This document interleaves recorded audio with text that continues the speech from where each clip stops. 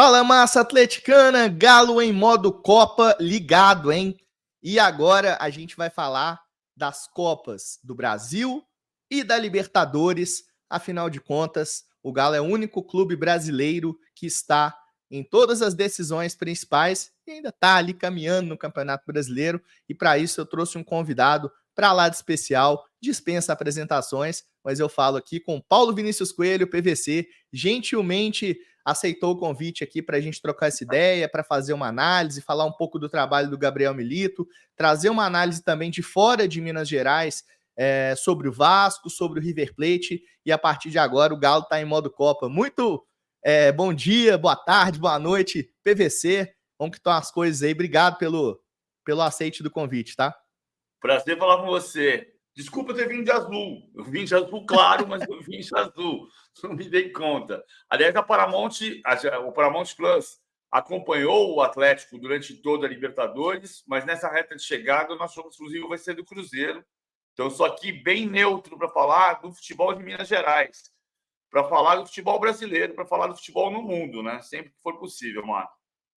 Perfeito, valeu demais. E você, né, que está assistindo essa live aí, assistindo esse conteúdo, deixa o seu like, tá? É um conteúdo para lá de especial, é um convidado exclusivo, né? Que todo mundo fica pedindo. Jeves, traz os jornalistas lá para falar aqui com a gente, traz o PVC. E o PVC é um cara que a gente sempre conversa, já tive outras oportunidades de gravar com ele, agora está aqui para a gente falar desse Galo modo Copa.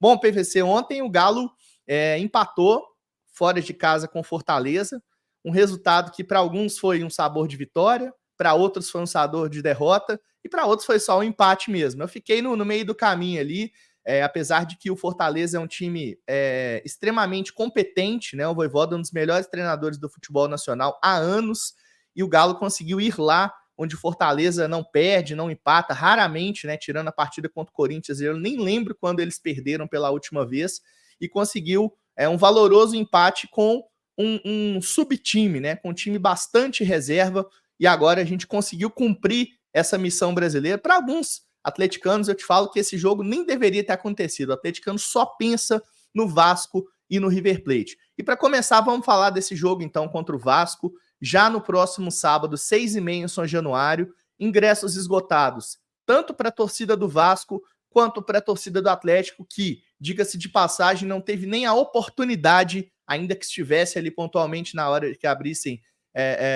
a bilheteria virtual, de comprar os ingressos, né? Fiz inclusive um desabafo sobre isso no Café com Jeves de hoje mais cedo. E eu queria que você falasse um pouco sobre essa expectativa, principalmente do Galo tendo vencido a primeira partida no jogo de ida. O Vasco fez uma partida razoável, né, para ruim no jogo de ida, na minha opinião. Queria que você analisasse isso também.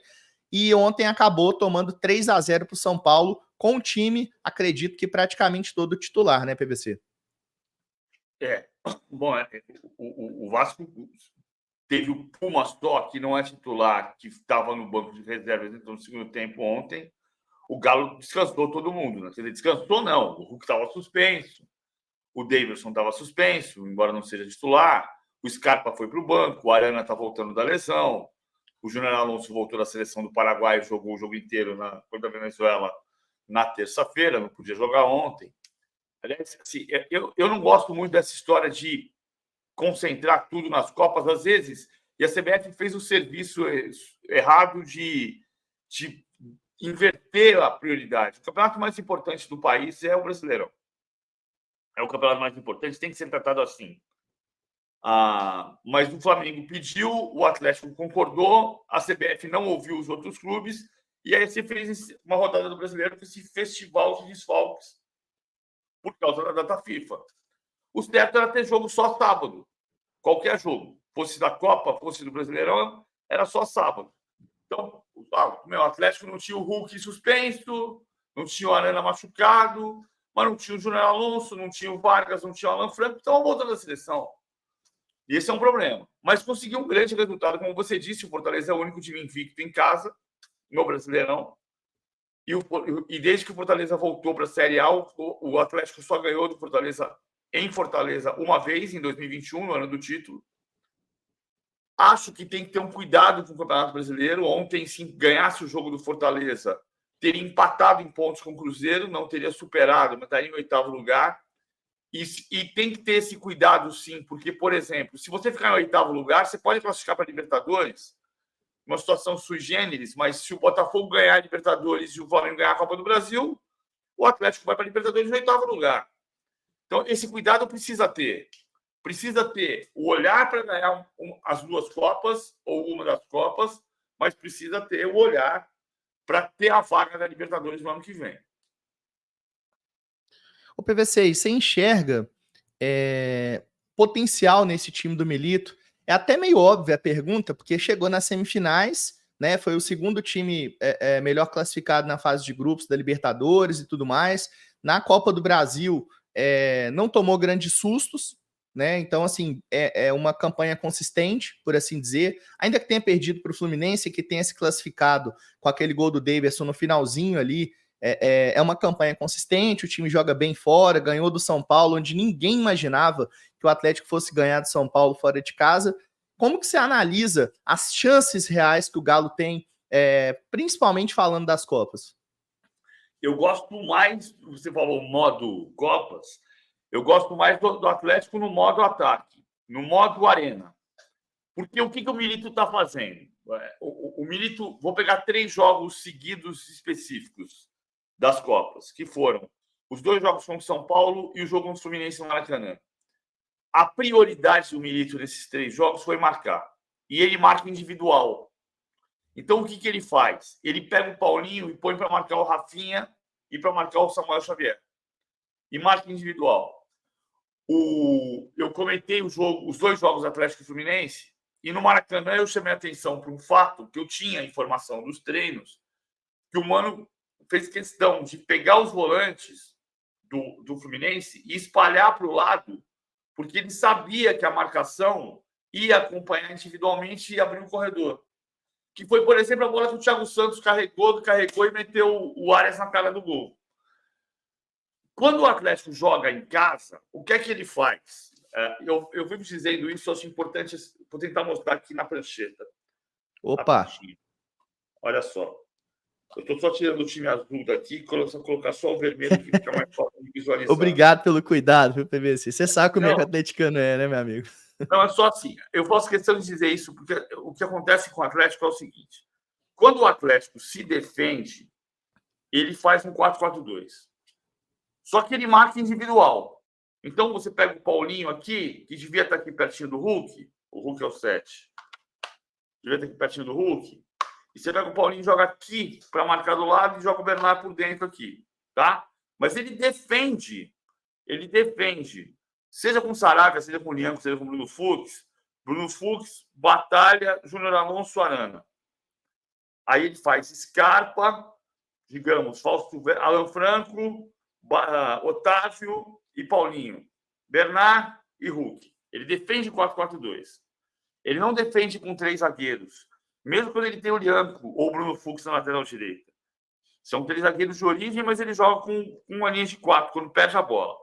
Quando tem a bola, o que é que o Atlético faz? Ele joga Hulk, Bernard, Paulinho vem por dentro, o Arana larga o campo por aqui e o Scarpa larga o campo por aqui.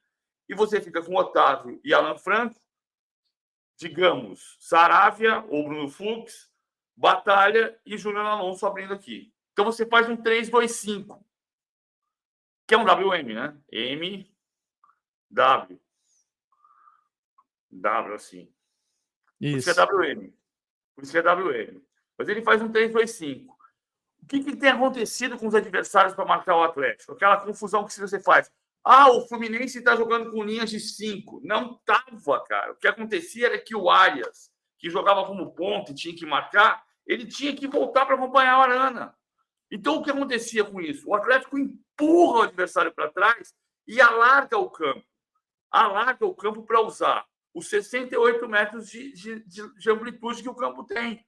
É muito mais difícil de marcar. Só que o Atlético podia fazer isso quando joga fora de casa também. É aqui que está o time do Atlético é tão talentoso que ele podia fazer isso no Maracanã, só que não. No Maracanã, no Morumbi e na Arena contra o São Paulo, porque o Milito defendeu a vantagem que ele construiu no Morumbi. Então, o que ele fez? Ele montou a linha de 4 aqui atrás, defendeu e marcou individual. Ele botou o Paulinho para marcar o Rafinha, botou o Paulinho para marcar o Samuel Xavier e foi sendo empurrado para trás. Não tem cabimento o Atlético, que é o time de maior posse de bola do Brasil, ter menos posse de bola do que o Fluminense no Maracanã. Não tinha cabimento. Por quê? Se quisesse jogar como joga no modo Arena, tinha matado o Fluminense lá no Maracanã já. E é o desafio do jogo contra o Vasco. E eu observei uma análise que você fez similar a essa, prévia ao confronto, né, justamente trazendo ali que o Atlético ele poderia jogar como ele joga nos seus domínios, fora de casa. Só que assim, ali eu acho que talvez o Milito ele foi um pouco mais conservador, porque imaginava que o próprio Mano também pudesse ser. Porque assim, as pessoas pensam que o Mano Menezes é um técnico só defensivo, né? Que é um cara que joga sempre reativo por uma bola. Mas nos jogos que eu acompanho do Fluminense, por exemplo, no Maracanã, ele propõe o jogo, né? Ele é um cara que tem a posse de bola, que propõe o jogo, que ele também sobe as linhas ali para marcar lá na frente. Ele aproveita para que ele não tem um Cano, que é mais velho, né? Jogador mais experiente. Tem um Cauã Elias ali, que vai e volta, né? Tinha outros jogadores como Arias. O Ganso não, o Ganso ele fica ali mesmo, né? No meio campo e tal. Mas ele tem o próprio Serna, né? Que foi titular da partida, também é um bom jogador, jovem também, 26, 27 anos, e ele também faz essa recomposição, e talvez o Milito ele estava esperando outra coisa, né? E já o Vasco do Rafael Paiva, a gente tem um time que, na minha opinião, é inferior ao do Fluminense, ele pode ter mais gana, pode ter mais jovialidade, mas eu acho que é um time inferior, porque ele deixa muitos espaços, né? Ele não tem a qualidade que o Fluminense tem em algumas posições, tipo no meio-campo ali, por exemplo. Ele tem dois volantes cães de guarda, né? Que é o Hugo Moura e o Matheus Cocão, que são jogadores ali praticamente só para marcar, né? Não tem tanta saída de bola, não tem tanta distribuição de jogo e fazem pouca transição ofensiva. Sempre o Coutinho, o Payet, quem quer que seja que estivesse armando, ele vai ter que baixar em apoio para receber essa bola e conseguir distribuir. Então ele faz o jogo mais lento. E quando eles sobem, eu acho que ele deixa mais espaço o time do Rafael Paiva, né? Porque o Paulo Henrique é muito agudo, o Lucas Piton é muito agudo, e os dois não marcam tão bem assim. Como que você enxerga essa questão desse confronto com o Vasco? Você acha que essa questão do espaçamento pode ser uma válvula de escape para o Milito, quem sabe até ganhar o jogo lá, ou você acha que ele vai entrar assim como você exemplificou aí contra o Fluminense, contra o São Paulo, mais pianinho, até porque tem a vantagem debaixo do braço? Isso é que me preocupa no Milito. O Milito é um grande técnico. Você precisa parar de achar que técnico brasileiro, ou argentino, ou português, ou espanhol, o que quer que seja, que ele vem com uma varinha de condão na mão e faz assim, e resolveu o problema. Não é assim. Né? Então, todos os treinadores vão ter as suas idiosincrasias, vão ter a sua maneira de montar. O que está fazendo é que ele monta um bloco alto para jogar em casa e monta um bloco médio para jogar fora de casa. Eu acho que ele vai fazer o bloco médio de novo e acho que esse é o maior risco do Atlético em São Januário. Porque não é o Vasco ontem caiu numa arapuca contra o São Paulo, que foi acreditar que Payet e Coutinho podem jogar juntos. E eu não acredito em Payet e Coutinho juntos. Acho que mesmo tendo dificuldade com o Emerson Rodrigues, que erra ainda muito, ou com o Jean David do outro lado, ou, enfim, com a formação que ele tem, ele perdeu o David, né, e perdeu o Adson por lesões, ele vai ter que montar um time que marque os lados do campo e que tenha a capacidade de sair muito certeiro. Não, o Vasco não é um time veloz. No ritmo de Coutinho e Verratti, você não vai ter um contra-ataque veloz. Mas o Vasco vai ter que resolver contra o Atlético na marcação. A não ser que o Atlético resolva fazer o que fez contra o São Paulo na Arena e no Morumbi, que é: vou marcar individual e vou empurrar minha vantagem. E esse é o risco, porque não é que o Vasco seja um time muito forte, mas o ambiente de São Januário é. E a torcida empurra o Vasco, e empurra para uma bola parada, empurra para uma saída certeira, para um passe preciso do Coutinho, para deixar o Verratti na cara do gol, e o jogo pode ficar perigoso. A vantagem é de um gol. Sendo que eu acho que se o Atlético tiver a mesma postura de agredir, de expandir o campo, com o Scarpa muito aberto na direita, com o Arana muito aberto na esquerda, Acho que o Arana joga, né? Tá voltando da lesão. Tomara, né, PVC? Não tem nada certo, não. Eu acho que, assim, inclusive o mais certo é que ele joga contra o River, né? Mas há um mistério aí por trás. Agora, eu assisti, ele abriu o campo para os lados muito, ele vai conseguir expandir o Vasco e criar muita dificuldade para o Vasco. Se ele se preocupar, se ele priorizar a marcação individual, como ele fez no Morumbi, como ele fez no Maracanã, aí o jogo pode ficar perigoso.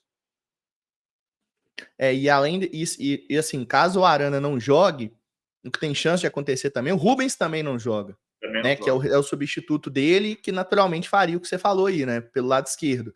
E aí é uma baita dor de cabeça pro Milito, né? Ontem, por exemplo, ele teve que usar o Mariano de lateral esquerdo. Foi bem? Foi bem. Mas o Mariano não aguenta ir e voltar, não. É um jogador que vai ficar mais plantado ali, fazendo talvez um quarto zagueiro ali pela esquerda e tal. E nesse jogo contra o Vasco, ele vai ter umas opções ali. Vamos pensar que o Arana e o Rubens não vão estar à disposição. Eu tô falando isso porque é o que a gente tem de informação. O que eu queria que tivesse todo mundo. Eu falo que para a massa atleticana aqui é difícil, é complicado o Arana tá à disposição. O Rubens não vai estar, com certeza, mas o Arana tá ali à disposição é um pouco complicado, né? E se tiver, não vai estar ali nos prumos, não, no 100% não. Então ele pode, se ele quisesse um time um pouco mais ofensivo, o que ele vai pensar? Talvez ele coloque ali o próprio Palácios, que fez esse lado esquerdo ontem contra o Fortaleza, e talvez ele já está até pensando nessa possibilidade, porque o Palácio normalmente ele joga do lado direito, né? Mas só que não tem uma recomposição tão boa assim. Né? Então, uma possibilidade que ele pode ter ali do lado esquerdo. Se ele for defender, talvez ele coloque ali um lateral um lateral direito de lateral esquerdo, né? Mas de qualquer forma, você acha que agora já numa cravada aí, quem passa PVC? Passa Vasco ou passa Galo? Esquece que você tá no canal Bica Galo, assim, na sua análise mesmo. E o que você pensa que vai dar? Já adianta também qual que vai ser a final da Copa do Brasil. Eu acho que vai dar Atlético, eu acho que vai dar Flamengo e Atlético na final. Mas não dá para ter certeza, evidentemente, né? Sim, claro. E aqui tem bola de cristal. Eu acho que o Atlético vai passar. Eu acho que a vantagem de um gol vai ser mantida. Eu acho que tem mais chance do Corinthians surpreender o Flamengo do que do Vasco surpreender o Atlético. Não quero ser profeta no acontecido, mas eu acho porque o Corinthians tem ficado, o Corinthians melhorou e o Corinthians está forte em Itaquera. Mas vamos ver o que vai acontecer. O Flamengo melhorou com o Felipe Luiz também, mas também a gente aquela coisa que a gente acredita muito no mudou o técnico, então mudou o ambiente, então está tudo bem. O cara chegou outro dia, né?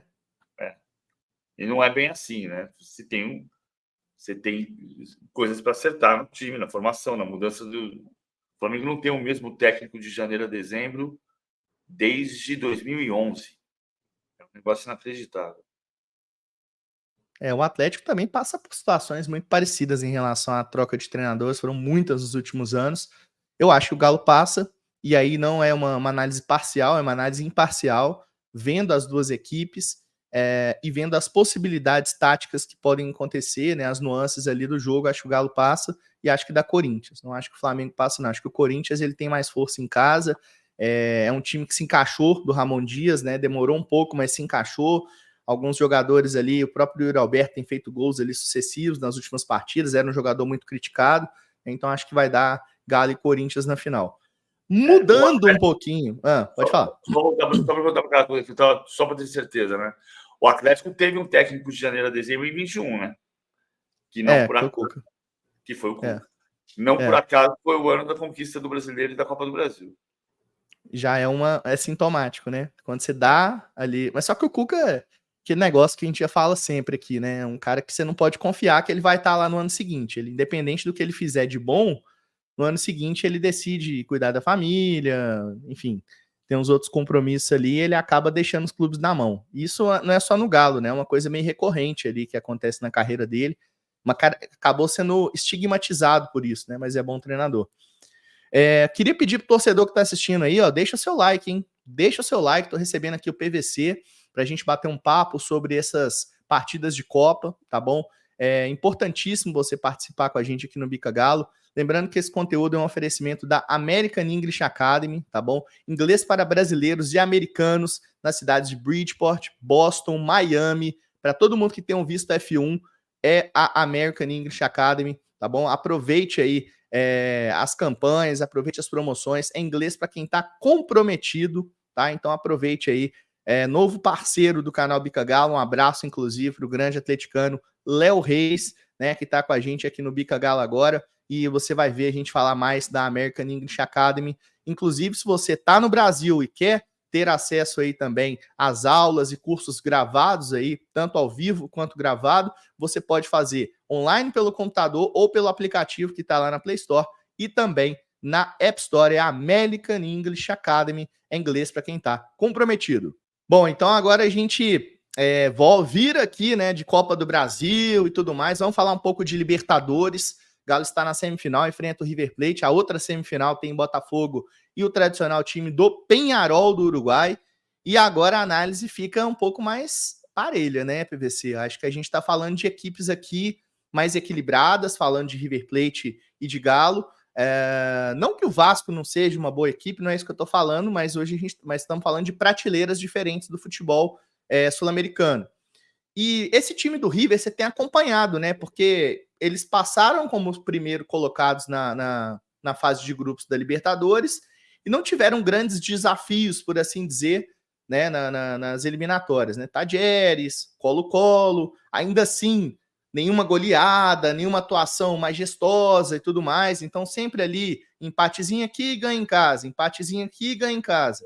E assim o River chegou à semifinal, numa campanha ok, né, consistente, porque não perde, mas também não é um bicho-papão o River Plate do Galhardo, PVC? Não, não é. Tanto que depois do jogo contra o Colo-Colo, da vitória por 1-0, gol do Colídio, que o River não jogou bem, o River passou os 2 últimos jogos sem fazer gol, né? Os últimos 5 jogos do River, empate 1-1 com o Colo-Colo em Santiago, vitória de 1-0 contra o Boca Juniors na Bombonera, foi o gol no comecinho do jogo. Depois, o gol do Colídio, e um empate com a Platense e uma derrota para o Tajeres. Então, não está bom. Eu ainda acho que o River é um adversário duríssimo, fortíssimo, vai jogar a final em casa se jogar a final. Se não jogar a final vai ser na casa dele do mesmo jeito. Eu acho uma missão difícil para o Atlético, mas está longe de ser impossível, até porque o River jogou mal contra o Colo-Colo os 2 jogos. E depois, em 2 jogos, o Galhardo falou um pouco disso. Eu sei que não existe uma receita pronta, assim, do tipo, se você não mudar de técnico, vai ganhar tudo, tipo o Atlético em 2021. Não é assim a vida. Mas o Galhardo falou uma coisa que tem toda a razão. Em 45 dias, que foi o período entre a chegada dele, o retorno dele e a vitória sobre o Colo-Colo, você não consegue fazer o time jogar como você quer. Você tem mudanças de padrão tático que você não aplica em 40 dias. Então, o River... Ok, o River Plate foi eliminado pelo Independente Del Valle em oitava de final com o Galhardo. O River Plate foi eliminado pelo Grêmio em semifinal com o Galhardo. O River Plate foi campeão com o Galhardo em 15 e 18, mas foi eliminado em semifinal pelo Palmeiras com o Galhardo. Então, não é porque estava o Galhardo que estava tudo certo o tempo inteiro. Mas você tinha um padrão que hoje não tem. O River não joga a maneira como o Galhardo gostaria. O que torna mais forte a possibilidade do Atlético vencer. Principalmente porque, na minha opinião, diferente pelo que eu tenho visto do Milito, como a gente explicou agora há pouco no caso do Vasco, o primeiro jogo em casa pode ser uma vantagem. Por quê? Porque o Milito não tem como defender uma vantagem que ele ainda não tem. Então ele vai ter que atacar. Ele vai abrir os jogadores, ele vai abrir o campo, ele vai tentar pressionar a saída de bola do River, ele vai dificultar muito a saída do River. Um ponto do River que funciona é a marcação por pressão. É subir individual na pressão para recuperar a bola no ataque e tentar definir rápido. E como que joga esse time do River? Inclusive, o River joga amanhã, né, em casa contra o Vélez Sarsfield.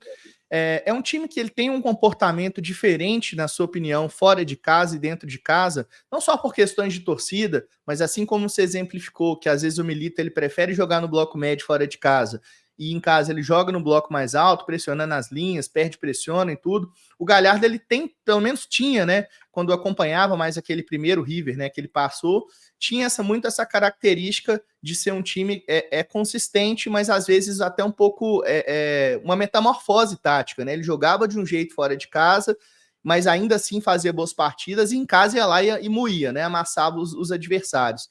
Como é que você enxerga essa diferença do River Plate? Como que você acha que o Galhardo vem para enfrentar o Atlético na Arena MRV, pensando que ele vai ter o jogo da volta ainda em Nunes? Ele vai marcar 4-1, 4-1. Ele está jogando 4-3-3, mas quando ele perde a bola, ele faz um 4-1, 4-1.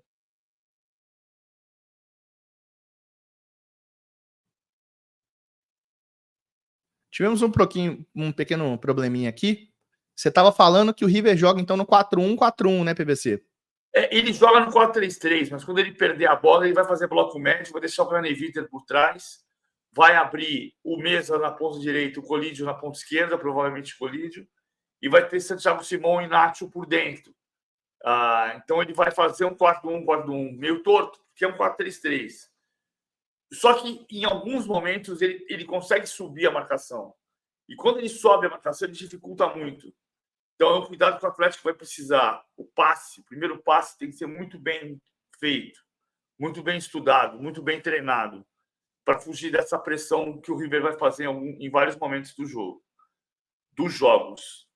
Mas eu acho que, de novo, o Atlético, quando consegue fazer o estilo ataque, o modo arena, o Atlético é melhor do que o River.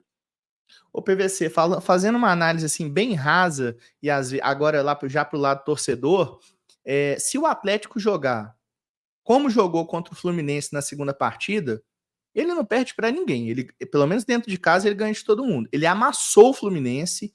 O negócio é repetir a atuação, as mesmas nuances, a mesma atmosfera. Tem vários fatores que influenciam a necessidade do resultado. Né? Então, assim, ele contra o River, por exemplo, ele vai ter que fazer o resultado em casa e decide lá no Monumental de Nunes com mais de 80 mil. Né? Mas se ele jogar como jogou contra o Fluminense, eu estava até analisando aqui esse River, que tem o Acunha, né, na lateral esquerda, que voltou do Sevilha, e o Acunha ele tinha machucado, ele já voltou, então era um jogador que estava como dúvida.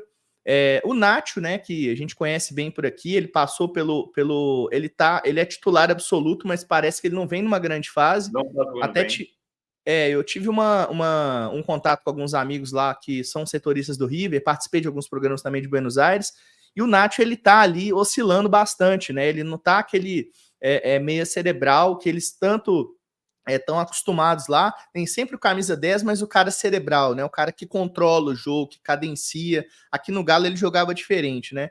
O Borja, né, que é um jogador ali que depois que saiu do futebol brasileiro acabou explodindo lá, tá muito bem lá no River Plate, é titular absoluto lá, né? Mas ele estava melhor com o Jimmy Kelly do que com o Galhardo. Ele tem 26 gols. Ele tinha um gol por jogo com o Demichelis e ele fez só 2 gols desde que o Galhardo chegou. Então caiu bastante de produção, né? E assim, o PVC, minha preocupação é que o Hulk, muitas vezes, quando ele joga enfiado no meio da zaga, ele acaba sendo encaixotado pelos zagueiros. E o River tem uma dupla de zagas forte, né? Tem o Germán Pezzella e tem o Paulo Dias, né? Que são jogadores ali que têm são muito combativos. E se o Hulk não joga perto do Paulinho, isso é um negócio que a gente fala direto, eu vejo você falar nas suas transmissões também, o negócio não funciona. O Hulk vira uma peça nula, o Paulinho vira um cara isolado que também não trabalha sem associação, e o Bernat tá fora, né? O Bernat tá machucado, né? Sim, mas eu digo assim, a maneira como ele puxou o Paulinho para o lado foi porque ele queria botar o Bernat por dentro. O Bernat nem joga por dentro, nem o Paulinho por fora. Isso. Aí você abre mão da melhor dupla de ataque do Brasil, que é Paulinho e Hulk. Isso. Exatamente. Então, assim, se não tiver essa aproximação com o Hulk, especialmente, porque o Hulk ele é um cara que ele tem o jogo individual, mas ele não vai passar sempre de 3-4.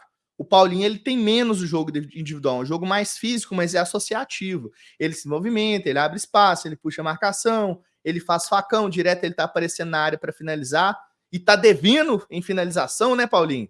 Tirando o gol contra o Vasco ali, muitas vezes perdendo gol contra o São Paulo e tudo. Então o Milito ele tem que arrumar uma forma dele conseguir neutralizar essa zaga do River Plate, né? E se não tiver o Guilherme Arana, você pode ter certeza que o Atlético vai virar um time que vai atacar monolado ali, né? Vai atacar só pelo lado direito, e aí ele vai ter o Saravia com o Scarpa, mas vai ficar um negócio previsível, né? Porque ele vai trazer a marcação para esse lado. Como que você acha que o Milito pode resolver essa falta de um lateral esquerdo? O Scarpa, na sua opinião, ele é uma opção do lado esquerdo e abrindo mão do lado direito e colocando, sei lá, o Palácios ou o Alisson? Ou você acha que tem que dar uma improvisada ali? Não, eu acho que o Scarpa pode ser uma opção tanto como lateral como ponta, quanto como ponta do lado esquerdo. Estou pensando aqui como fazer. Uma hipótese é o Vargas do lado do Hulk. Outra hipótese é o Daverson junto do Hulk, né? Não com o Hulk necessariamente na ponta, mas ele fez isso e deu certo, com o Hulk na ponta direita, o Scarpa na meia esquerda. E aí você tendo Hulk, Scarpa e Paulinho e Daverson na frente. É uma hipótese. Que foi Inclusive hipótese contra o Fluminense, né? No jogo que eu tô comentando, né? Foi o que ele fez contra o Fluminense. De qualquer maneira, ele ainda vai precisar de um lateral esquerdo, porque nesse caso o Scarpa é meia. Né? E aí não tem o meio, o lateral, seria o Mariano, seria ter um terceiro zagueiro e o Saravia do outro lado atacando um pouco mais. O Alonso pode ser uma opção, porque ele joga como lateral na seleção paraguaia, né? E você pode fazer Saravia, Lianco ou Bruno Fux, Batalha e Júnior Alonso. Isso. Aí você faz Otávio e Alan Franco, o Hulk, o Scarpa e Paulinho e Davidson na frente. É uma hipótese. Funcionou. Eu não gosto do Hulk pelo lado. Eu acho que o Hulk pelo lado, principalmente num jogo que você vai ter que marcar o Acunha. O Acunha não é um lateral de ultrapassagem o tempo inteiro, mas é um lateral de muito bom passe. Então você vê, o Hulk funcionou contra o Fluminense muito porque o Fluminense não atacou.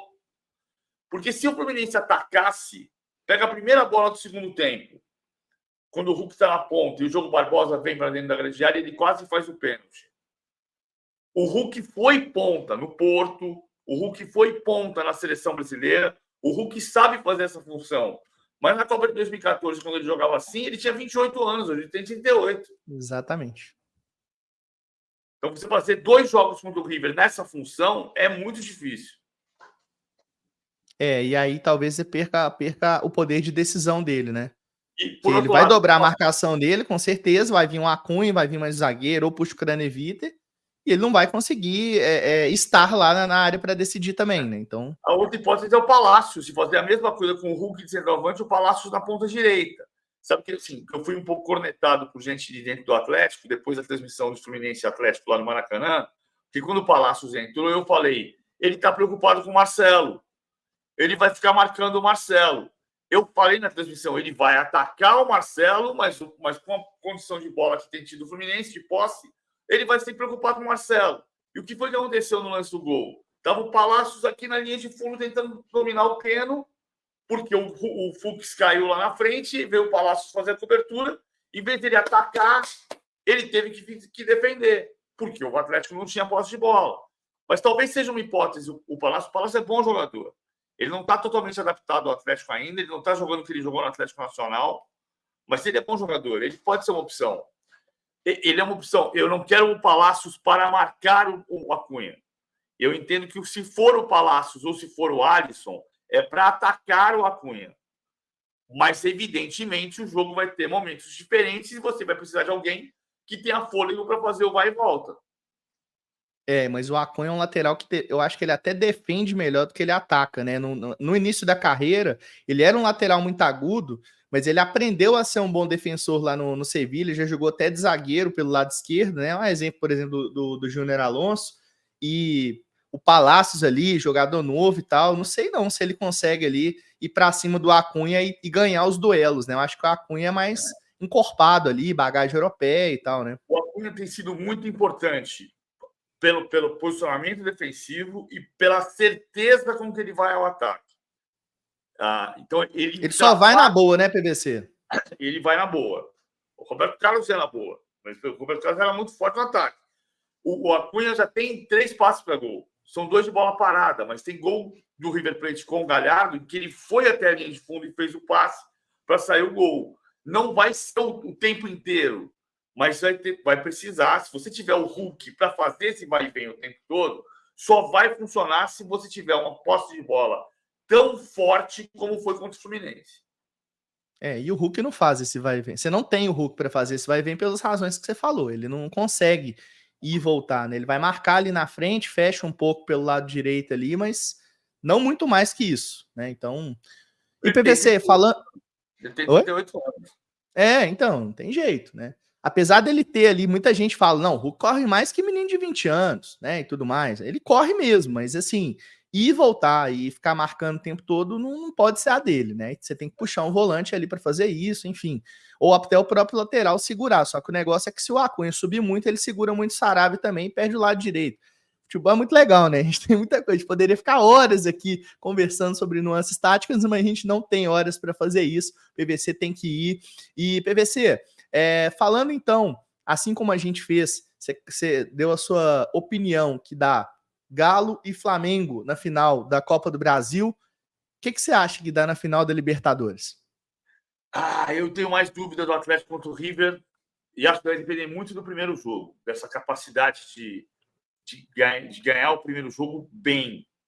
O River é um adversário difícil, mas o River não está jogando bem. Eu vou dizer Atlético e Botafogo porque eu tô aqui.